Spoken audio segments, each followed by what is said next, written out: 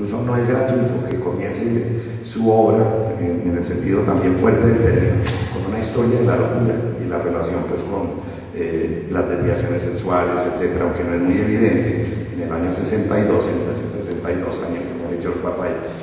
Pero no es gratuito que se cierre el círculo al momento de su muerte con una historia de la sexualidad en la obra de Foucault. Indudablemente un pensador alemán yo creo que no lo hubiera hecho de esta manera, y de pronto si algunos fenomenólogos alemanes de comienzo del siglo XX, me refiero específicamente a Max Scheler, intentó abordar el problema del amor, del erotismo, lo hizo con un grado de cientificismo que realmente, yo diría, con palabras de hoy, que lograría una castración totalmente de la problemática. Es una mirada muy prusiana, muy militar, muy alemana y muy cientificista, la del profesor Scheler. Pero entonces comienzo haciendo como esa hipótesis de que esta problemática tiene que ver con la cultura católica. Hay razones mucho más profundas. Incluso entiendo que el actual decano todavía no se le puede destituir de la Facultad de Ciencias Humanas, pues es un especialista en temas religiosos. Supongo que su especialidad tiene que ver alguna relación de todas maneras con esta problemática. Es más, porque desde la primera y única vez que le había visto a Fabián Zanabria en un evento social, pues realmente he tenido la oportunidad de verlos en noticieros de televisión locales y nacionales, alrededor de las apariciones de la Virgen que se ofreció en múltiples, en una cáscara de huevo, en una arepa, etcétera, etcétera. Y entiendo que su tesis de doctorado, si el correo de la prueba no funciona mal, la realizó con el profesor Pierre Bourdieu en Francia, y tiene que ver con la problemática religiosa, no sé precisamente, pero vinculo estos dos elementos. ¿Por qué? Además porque yo creo que esta pequeña introducción que me han dado el honor de hacer, tendría que anotar lo siguiente: el erotismo tiene una connotación profundamente religiosa, en la medida en que las religiones tienen que ver con las prohibiciones, con las interdicciones. Incluso, ya lo mencioné antes, al comienzo de la intervención, habría que preguntarse hasta qué punto el arte, una fotografía, una imagen cinematográfica, hasta qué punto, porque en música nos queda mucho más difícil por el carácter del lenguaje musical, ¿sí? Pero sí tiene alguna relación, probablemente. Pero hasta qué punto una imagen se puede decir que es pornográfica o que es pornografía, porque inmediatamente piensan en esa relación con esa noción, y hasta qué punto es erótica. Entonces habría que preguntarse inicialmente cómo socialmente se crean determinantes, especificidades para hablar de lo erótico. Incluso recuerdo, y estoy haciendo un poco como en el jazz, improvisando, que no sabía por dónde vamos a comenzar, y creo que ninguno de nosotros. Pero recuerdo un célebre texto de Foucault, era muy joven, que es el prefacio de la transgresión, de George Bataille. Es un texto poco conocido también de Foucault, en donde hace una aseveración que me llama profundamente la atención. Dice, en cierto modo, todavía no es el Foucault maduro de la historia de la sexualidad de la década del 80, es el Foucault de la década del 60, todavía está buscando su pensamiento. Todavía no ha asegurado siquiera, no me pregunten sobre mi identidad.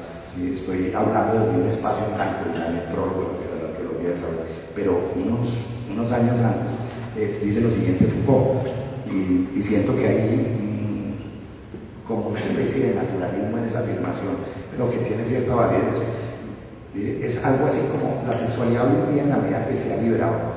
Esa liberación también es discutible, por supuesto, dado que Foucault es el crítico número uno de la hipótesis represiva de la escuela de Frankfurt, concretamente de Herbert Marcuse, que ustedes leen de civilización, el hombre dimensional, en fin, de su pensamiento, de Marcuse, pues Marcuse es alemán, como dicen ustedes. Foucault dice, en cierto modo, en esta época de liberación, y yo la agregaría en esta época de la muerte de Dios, de la muerte, en cierto modo, del sentimiento religioso profundo, dice, la sexualidad ya no tiene la misma profundidad. Es decir, ya el erotismo no tiene la misma connotación, porque era muy diferente, y está en la imagen que plantea esa sexualidad oculta, en cierto modo sórdida, en los rincones del convento, que ha esperado mucho tiempo para manifestarse en el instante. Entonces dice, allí se desata una fuerza extraordinaria. Y yo creo que un poco que la sexualidad sí tiene que ver con una economía, es decir, una economía de lo que fluye, de lo que no fluye, de lo que se reprime, pero no es en sentido freudiano de la hipótesis represiva ni marcusiana. Entonces, inmediatamente yo pienso, yo soy heredero, me presento muchas veces ante auditorio, especialmente de comunicadores sociales. Digo, en mi infancia fui Rintintín, Lassi y cumpleaños Ramón. Sí. En los tres, eso es un chiste, perdón, se pueden reír. Sí, pero es cierto, es verdadero. Sí, porque noto que el auditorio está demasiado tenso y estamos hablando de erotismo. No creo que estemos en instalaciones militares, aunque hay peligro de que los militares no me la universidad. Izquierda o derecha, pero sí. En fin, decía, de pubertad fui Lennon, McCartney, Harrison y Ringo Starr. Y de adolescencia sí me correspondió ser Led Zeppelin, Black Sabbath, Pink Floyd y por supuesto en la liberación sexual. Y nosotros hacíamos un chiste en el barrio de La Macarena, que fue como a nivel territorial el sitio donde entraron ciertas tendencias europeas y americanas en la década del 70, y las Torres del Parque, y el Maestro Salmón. Nosotros decíamos que muchas veces los jóvenes no sabemos qué hacer, si hacer el amor o tomarnos un café. A veces optamos por tomarnos un café. Y en cierto modo esta generación, quien la vimos, no fue toda la generación. Andrés Pastrana tiene más o menos mi edad, Álvaro Uribe es un poco mayor que yo, pero no creo que hayan vivido estas experiencias. Pero el habla creo que es justico dentro de su concepción territorial agraria. Pero de todas maneras, sí el erotismo tiene que ver con condicionamientos sociales, es decir, hablo de una economía del erotismo. Es decir, hay momentos de liberación, hay momentos en que fluyen las fuerzas, hay momentos en que éstas se reprimen.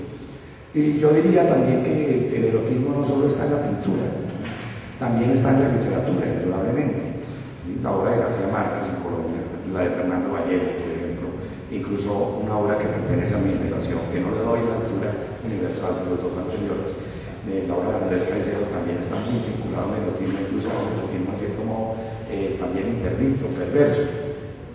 Pues fuimos una generación de la droga, como dije, de la sexualidad de las comunas, los experimentos que intentaban ir más allá de la monogamia patriarcal. Fue muy propia de esta generación, pues por supuesto salieron traumas que ni siquiera los antipsiquiatras pudieron manejar, porque se experimentó. Y también aclaro que como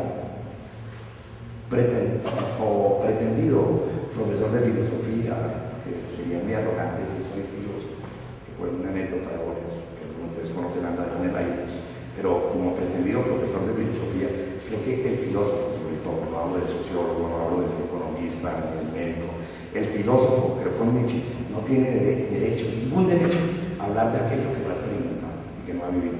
Y en ese sentido, desde Nietzsche, la filosofía tiene la obligación de vivir intensamente para poder predicar, especialmente cuando Nietzsche inventa un concepto que antes era una noción, la noción del sacerdote y del sacerdocio y la función del sacerdote. Esto es muy importante también.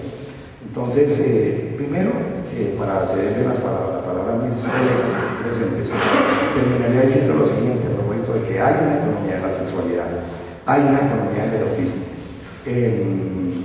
También habría que recordar lo siguiente. Yo no creo que existan dos tipos de erotismo, o que exista una bipolaridad, el cuerpo femenino, el cuerpo masculino. En ese sentido, prefiero ser más múltiple. Yo creo que en cada ser humano existen múltiples sexualidades, se puede decir hasta de miles. Una sexualidad cósmica, una sexualidad inorgánica, en fin, la sexualidad del gusano, la sexualidad de la ameba, y de vez en cuando también asoma la sexualidad masculina y la sexualidad femenina. Ahora, el hecho de que no crea en la hipótesis represiva no quiere decir que no hay represión. O sea, claro, para finalizar esta primera intervención, es que no, yo creo, tanto autores como Foucault, Deleuze, Guattari, Lyotard, para mencionar solo algunos de esta playa de pensadores franceses que han trabajado sobre el tema,